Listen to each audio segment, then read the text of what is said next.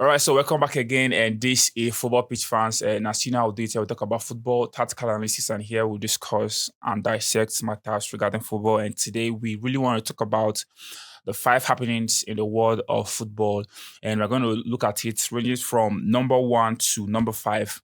And critically, the number one on our list is Manchester United win against Chelsea. It's really shocking seeing the results coming out 2-1 with a controversial match it was, a series of red cards and also ref controversies in those games.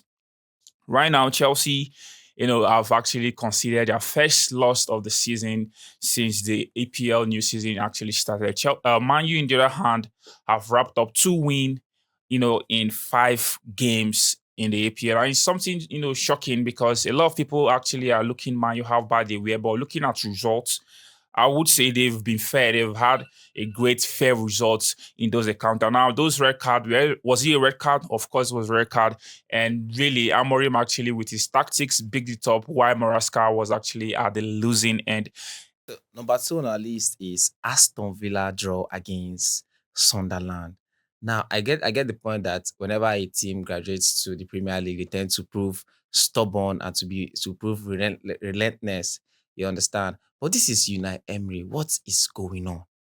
The only person that is actually missing in this squad is Rashford. And you cannot tell me that Rashford has been the soul of this team, of this squad. You have Malen, you have Rogers, you have Watkins, you have Onana, you have Tillemans, you have all your squad. What is going on, Unai Emery? Could it be that you're actually tired of the board, or is there anything happening internal that we don't know? Because this is really, really, really hard to actually understand. This is Aston Villa. Aston Villa that broke Man City's run of unbeaten run. Aston Villa that defeated both Arsenal and Man City on the same league that the both teams have been like, oh my god, what is wrong? What is happening, Unai Emery? What is happening? What is going on? Well, other than that, kudos to Sunderland. They've proved they've shown that they have the fight in them to actually be in this Premier League.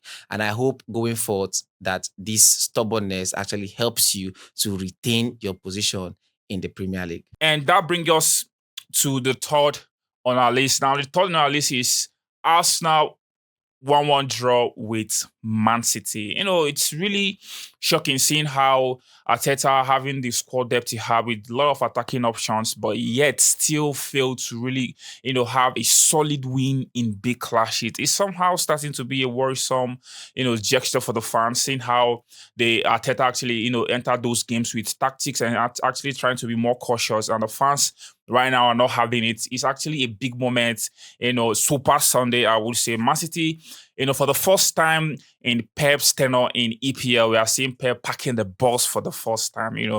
Almost 7-man defense with a wonderful goalkeeper in the Roma actually conceding a late equalizer by Arsenal, and it's actually something that happened last season when Arsenal visited, the Etihad, leading 1-0, but Arsenal was one man down. That was just the difference. And Arsenal played defense throughout the 90 minutes, but yet Man City saw a way to score a goal. And Arsenal repeated the same thing yesterday at the Emirates.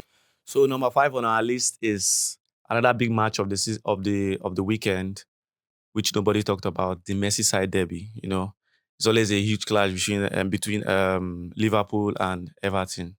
No matter whether at Anfield or at Everton's home. So it was a big game again, and we've seen that Liverpool have done really well this season, winning all of their 5 games, opening games, and then they did well for themselves to score those 2 early goals, first half goals, and that was like the saving grace for them, because as soon as Everton got that first goal, it was really an open game. Anybody could snatch the 3 points. So good game from Liverpool again, always finding a way to beat Everton, even in hard times. Their key players, Ekitike and Gravenberch, turned up for them with nice first half goals to save them. And also, not to take anything away from Everton, I think they had a great game. If you check the possession, it's not too, you wouldn't see so much differences. So a good game from Everton, and Liverpool again coming out strong, showing why they are the champions. So I think Everton not so far off because they're like 10th for table right now. So I think they are doing well, and David Moyes is trying. So So the number fourth on our list is Brighton versus Tottenham Hotspur. It was a very, very interesting match. Another thing that happened in this week is that 5 teams drew this weekend, which is unbelievable. And it's favorable for the people that are playing pool. They will cash out this week.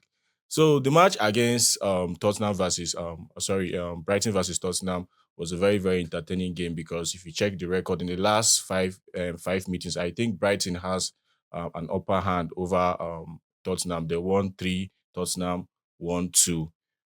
Brighton had the first early goal by Ninte. Man, that goal was very awesome. It was a one-on-one. He beat the keeper and then he scored. And Ayori had the second goal. The 2 goals that was scored by Brighton was all like the goals was a fantastic goal and all. And then Richarlison came up with a clutch in the first half. Here, he scored a clutch goal. Like the goal was very awesome too in the 18-yard box. And then a shambolic on goal by Van Hecke. Actually, that Brighton would have drawn that game. Like Brighton, although Tottenham had more possession, but Brighton, there is this thing about Brighton is that they will sell a player and then you will see another player that's even better than the one they sold. A very good team. They have been consistent. They know how to play good football. That's what is keeping them in the EPL till now. Good football. It was a great match though.